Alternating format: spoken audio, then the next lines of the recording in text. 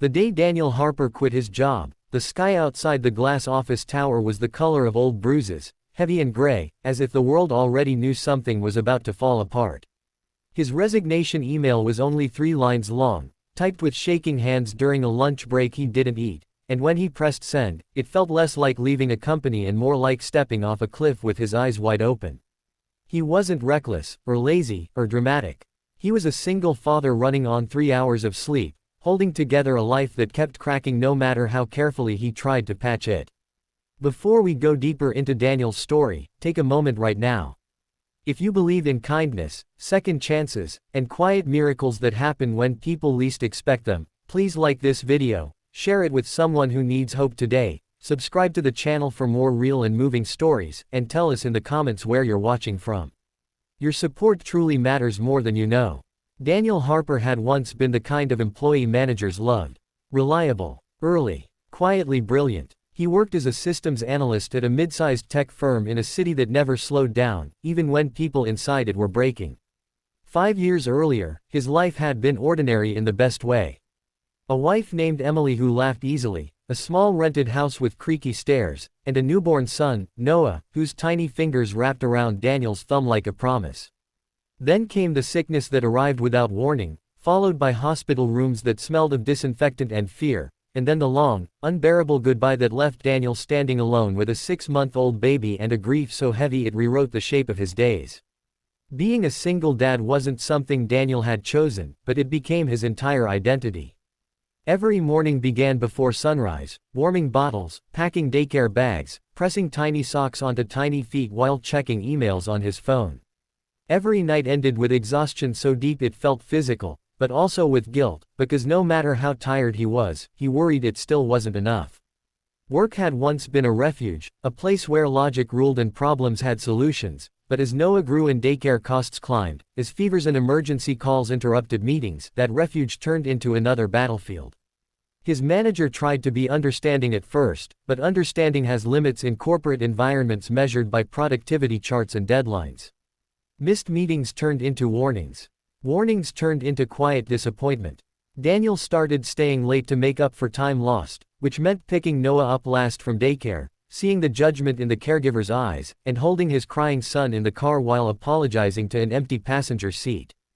Bills piled up. Sleep disappeared. Grief, which he thought he had buried, resurfaced in the quiet moments when the house was too silent and the walls seemed to echo Emily's absence. The breaking point came on a Tuesday that felt no different from any other. Noah had a high fever, daycare refused to keep him, and Daniel had a critical system deployment scheduled for the same afternoon. He stared at his laptop, then at his son's flushed face, and felt something inside him finally give way. He sent the resignation email not because he had a plan, but because he had reached the end of pretending he could be in 2 places at once without falling apart. Walking out of the building with his cardboard box of belongings, Daniel didn't feel brave. He felt terrified. The weeks that followed were some of the hardest of his life. Savings vanished quickly under the weight of rent, groceries, medical bills, and childcare. Daniel took freelance gigs at night, working while Noah slept. Beside him on the couch, the glow of the laptop mixing with the soft rhythm of his son's breathing. There were nights he stared at the ceiling, wondering if he had just destroyed the last bit of stability Noah had. There were mornings he forced a smile, because his son deserved a father who looked like he believed things would be okay, even when he didn't. One rainy afternoon, as Daniel sat at the small kitchen table sorting overdue notices, a knock came at the door. It wasn't the sharp, impatient knock of a delivery driver or the hesitant tap of a neighbor. It was calm, deliberate, almost respectful. Daniel wasn't expecting anyone. He opened the door to find a man standing there in a tailored coat, rain beating on the shoulders, eyes scanning the modest house with something like concern rather than judgment. This man didn't belong in this neighborhood, and Daniel knew immediately who he was, even though they had only crossed paths once in a crowded hallway months earlier. Richard Caldwell, the CEO of the company Daniel had quit, was standing on his porch. Richard Caldwell wasn't known for personal gestures. He was a name at the top of emails, a presence behind glass walls, a figure associated with growth metrics and shareholder meetings. Yet here he was, miles away from the corporate campus, holding a folder under his arm and looking like a man who had driven a long time to get answers he couldn't find in reports. Daniel felt embarrassment rise in his chest, mixed with confusion and a quiet, stubborn dignity. He hadn't quit in anger. He hadn't blamed anyone. He had simply disappeared, and now the person with the most power in the company had followed the trail to his front door. Inside the house, toys were scattered across the floor, laundry waited in baskets, and the air carried the faint smell of reheated soup. Noah toddled by, clutching a stuffed animal, unaware that his small world was about to change. Richard noticed everything. The photos on the wall of a smiling woman holding a baby.